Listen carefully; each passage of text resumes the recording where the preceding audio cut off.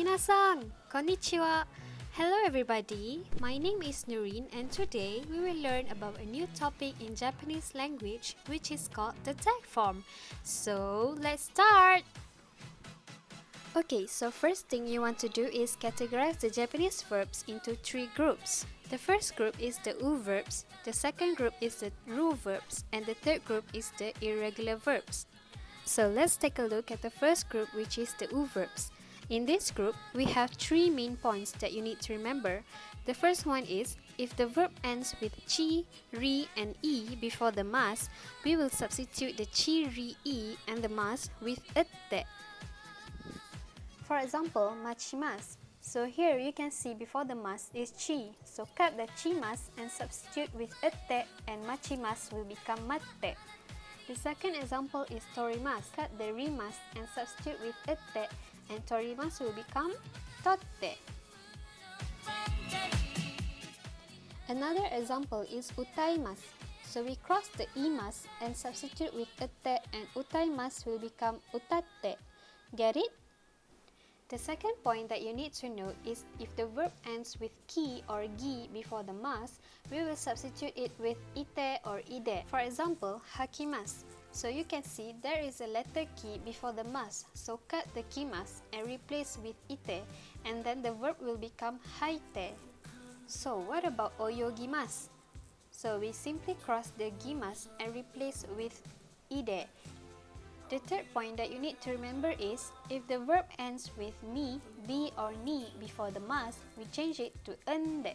For example, yomimasu. Before the mas is mi, so we simply cross the mi mas and substitute with ende. So yomimasu will become, right, yonde. The same thing goes for asobimasu. It will become asonde, and the last example is shinimasu.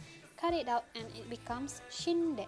However, there are a few exceptions in group 1, which is the verb ikimasu. Although there is a ki before the mas, it will not become ite, but this is special verb, it will become itte. Next, we look at group 2, which is the RU verbs. This is quite easier than group 1. Basically, any RU verbs we just cut the mas and replace it with te. So 2 points you need to remember for this group is, the first one, if there is an a or e sound before ru, then change it to mas form, just replace the mas with te. For example, tabemasu. There is an a sound before mas, so just cut the mas and tabemasu will become tabete. Same goes for okimasu. Cut the mas and okimasu becomes okite. Although the letter before mas is ki, it is not in group 1 because the dictionary form of this verb is ru verb, which is okiru. The next point is, when there is only one syllable before the mas, similar as point 1, just cut the mas and add te. For example, nemas becomes nete and mimas becomes mite.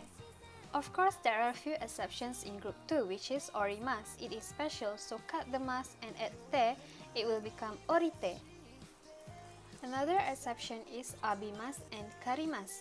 Cut the mas for both verbs and it will become abite and karite. The third group is the irregular group, and this is the easiest to remember. So irregular group only has two specific verbs, which is kimas and shimas. What we're gonna do with these verbs is just simply throw away the mas and add te. Kimas becomes kite and shimas becomes shite. As easy as that. So we look into detail of each group and we start with group 1. The highlighted part is the 3 points that you need to remember. So what you want to do is identify the dictionary form for each verb and classify them into group 1 or 2 or 3. For example, matsu, which means to wait. This word is in dictionary form and we know that it is a u verb. So change to mas form and then to tag form. So matsu becomes machimasu and then becomes matte. Toru, to take, becomes torimasu and then totte. Utau, to sing, utaimasu, utatte. Same goes for other verbs. Change it to mas form from the dictionary form and then you can simply change it to tag form.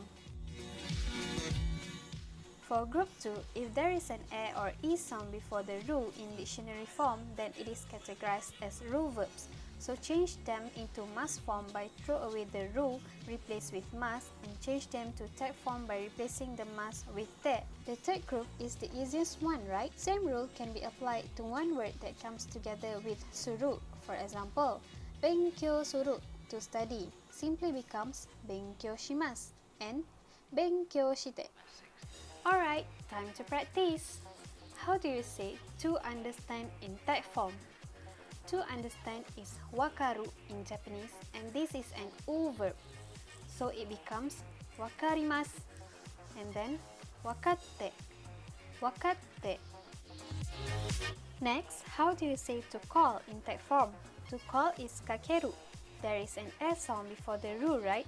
So it is in group 2. It becomes kakemasu. Katemasu becomes kakete. How about to live?